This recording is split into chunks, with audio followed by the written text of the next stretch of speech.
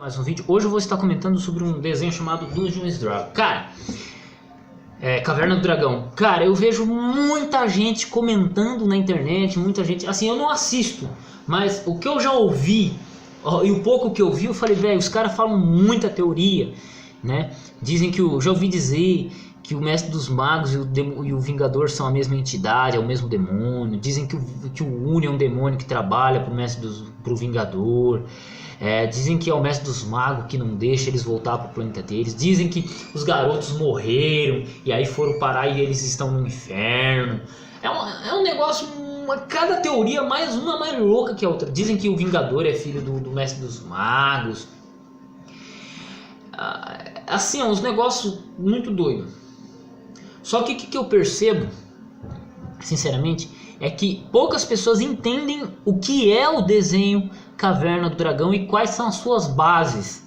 Por que ele existe, tá? E nós precisamos entender isso para entender o desenho, porque senão você não entende porcaria nenhuma. Vamos lá. Primeiramente, o Caverna do Dragão ele tem uns 24 episódios. São poucos episódios.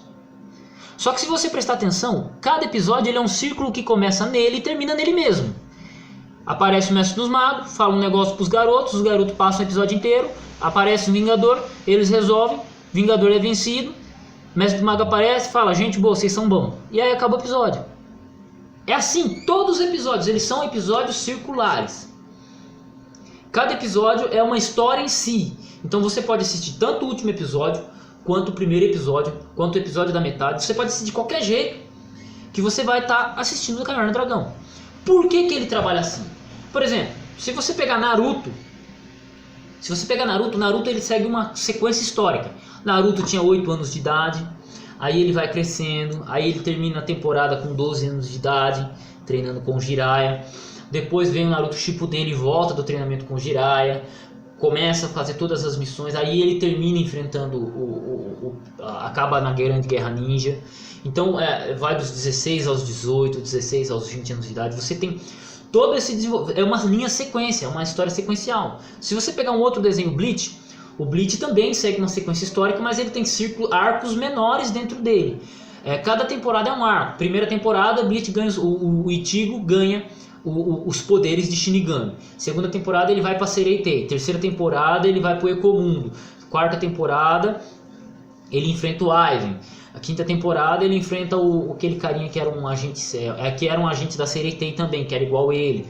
A sexta temporada ele enfrenta os Queens, a temporada dos Queens. Então você tem cada arco, cada temporada, uma sequência histórica e lógica dentro disso.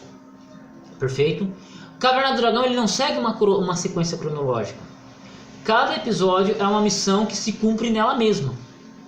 E por que ele é assim? Porque o Caverna do Dragão não é um desenho. Caverna do Dragão, na verdade, ele é um jogo RPG, onde que você escolhe um personagem e você cumpre essa missão. E aí você tem que entender o jogo para entender o desenho. Não tem como. Porque presta atenção nos fatores. No mundo do Caverna do Dragão você tem o Vingador, que é o personagem a ser vencido, o chefão. Não é que ele seja o chefão final, mas ele é a autoridade que domina aquele mundo. Aí você tem o Mestre dos Magos que aparece e desaparece dando dica para os garotos. E ele que deu as armas para os garotos. Você tem os garotos que eles estão perdidos. Tipo, eles vieram do parquinho de diversões e pararam naquele mundo. E aí quem ajuda eles? Mestre dos Magos.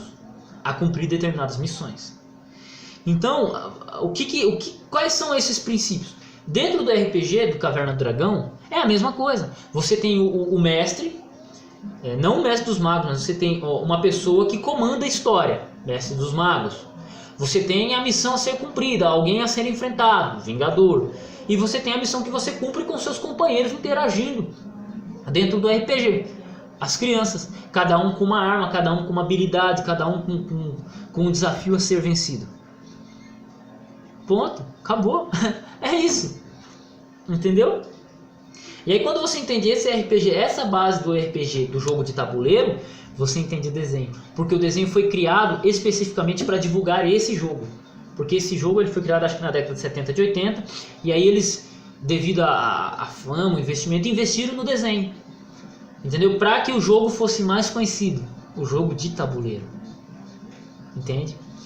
E aí nego vem inventar um monte de história sobre o RPG, que particularmente eu acho desnecessário, né? Porque talvez possa ser que tenha sim, mas essas são as bases do Caverna do Dragão.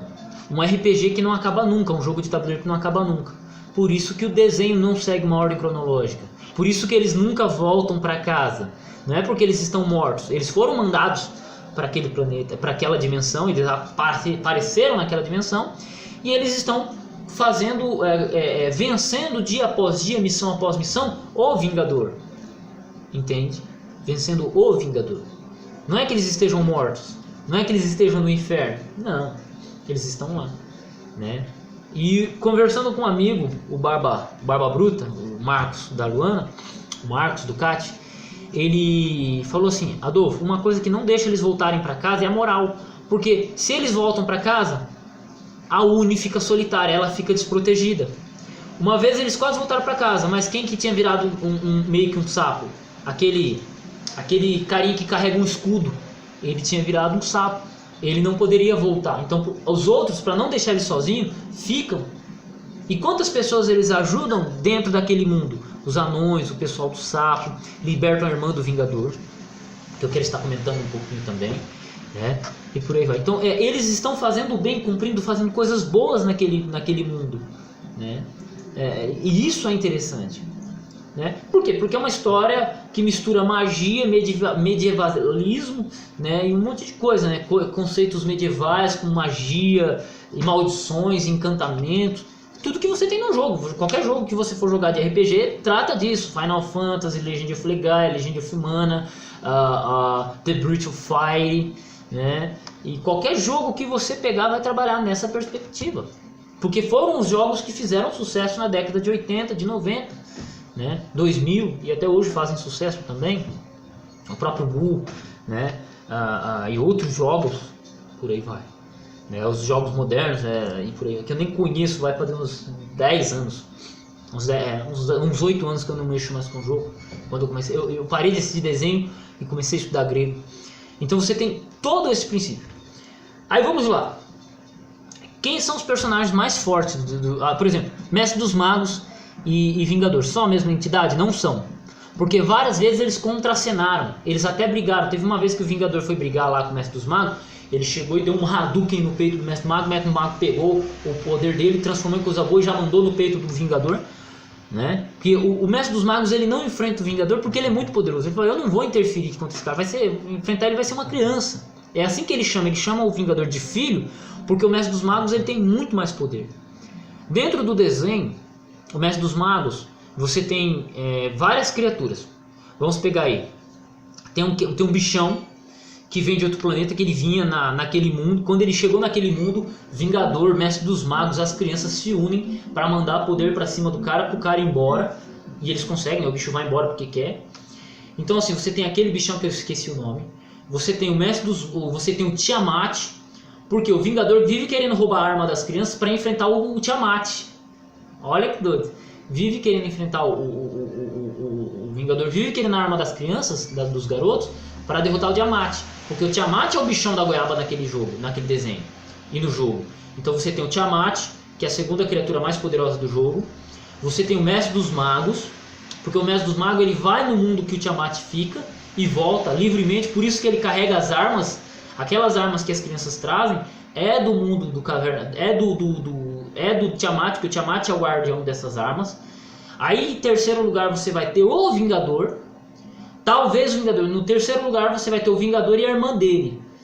Porque a irmã do Vingador é tão forte quanto ele. Porque tem um episódio que os garotos libertam uma menina. E essa menina era a irmã do Vingador. E ela era tão poderosa. Por quê? Se o Vingador fosse mais forte que ela, ele não se preocuparia em selar ela. Se ela fosse mais forte que ele não conseguiria selar ela. Entendeu? Então ambos, tanto o Vingador quanto a irmã dele, têm o mesmo poder. Então você tem no quarto lugar, né? No quarto lugar do desenho, você tem o Vingador e a irmã dele disputando. Porque onde a irmã dele manda, o Vingador não consegue mandar. Entende? Outro ponto. A Uni é um demônio? Não. A Uni é um unicórnio do desenho. Tanto que o Vingador, ele um dia ele rouba o chifre da Uni, tenta roubar o chifre da Uni com o chifre de outros unicórnios para adquirir mais poder. Percebem? Então quem assistiu o desenho e prestou atenção nesses detalhes vai perceber que não é nada do que se fala na internet. Caverna do Dragão é um desenho baseado num jogo para divulgar esse jogo de tabuleiro. Apenas isso. Entende? Por isso que ele não tem nem meio, não tem nem início, nem meio, nem fim. Porque esse é o princípio do RPG de tabuleiro. Você joga ele 20 anos, não vai acabar a história. Entende? Só acaba a história quando você desiste do seu personagem. E é assim que funciona o Caverna do Dragão. Mais nada. Mais nada. Mais nada. Ok? Fique com Deus. Deus abençoe seus estudos. Deus abençoe suas análises. E é isso que eu tenho a dizer. Essa é a minha visão sobre a Caverna do Dragão. E o porquê? Porque eu entendo com que base ou qual foi a finalidade da existência do desenho. Uns dizem que o desenho não foi feito no último episódio por falta de dinheiro. Não. Se tivesse mais 200 episódios, seriam todos do mesmo jeito. Se o desenho fosse projetado para ter todos os episódios, ele seria sempre do mesmo jeito.